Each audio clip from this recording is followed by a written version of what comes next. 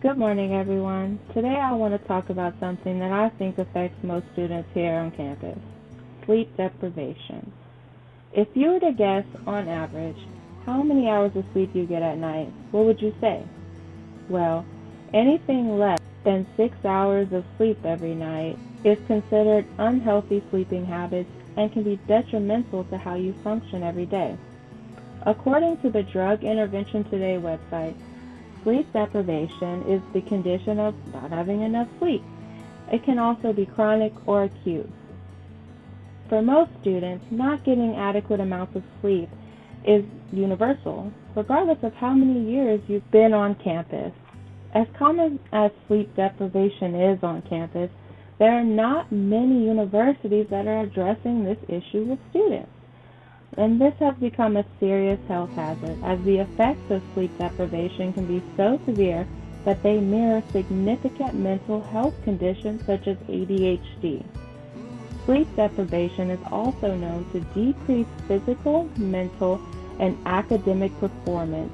It also increases chances of depression, higher anxiety levels, unpleasant moods, emotional imbalance, impaired memory, headaches, lower grade point average, and it can even increase your chances of being in a car accident. As silly as it seems, if universities were to introduce a required sleep education program, we might actually see an increase in academic scores and attendance across the board. Sleep education, or Sleep 101, could explain the effects of sleep deprivation and give students healthy solutions to not being able to fall asleep at night. Maybe if students were made aware of how devastating sleep deprivation really is on the body, we would see a reduction of unhealthy sleeping patterns in every university.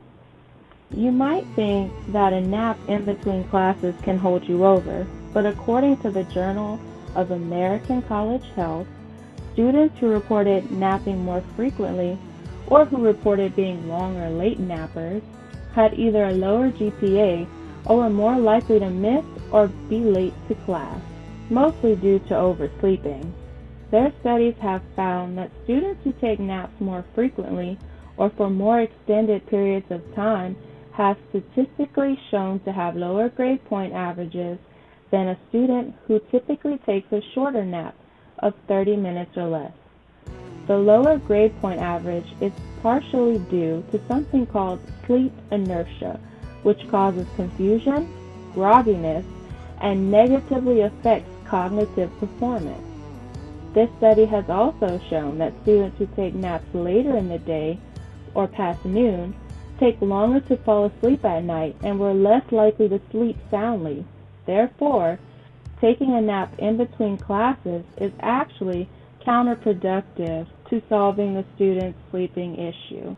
Another common mistake researchers have found that students are doing is abusing substances such as alcohol to induce sleep, when in fact alcohol negatively impacts healthy sleeping habits. According to an article from the American Journal for Nurse Practitioners, alcohol intoxication prolongs non-REM phase of sleep and decreases the REM phase. Though REM sleep is the most active time in a person's sleep, it is the most detrimental phase of sleep, and not getting enough REM sleep over time can have severe consequences to the well-being of students. You may feel like you have a valid reason for pulling an all-nighter, such as having a noisy roommate, electronics, homework, finals, jobs, and even social demands. But in this situation, caring for yourself is more important. With that being said, you need your sleep, and an appropriate amount of it too. According to the University of Georgia, you should be getting somewhere in between 6 to 10 hours of sleep every night. And if I haven't convinced you yet, in addition to all those nasty side effects I listed earlier, not getting enough sleep is also linked to weight gain, obesity, and even lowering your immune system. So spread the word around campus. By educating our students on healthy sleeping habits, we are not only potentially changing the way future generations view sleep, but also helping students identify when their sleeping habits have become unhealthy. Thank you for listening to my presentation. Sleep tight and don't let the bed bugs bite.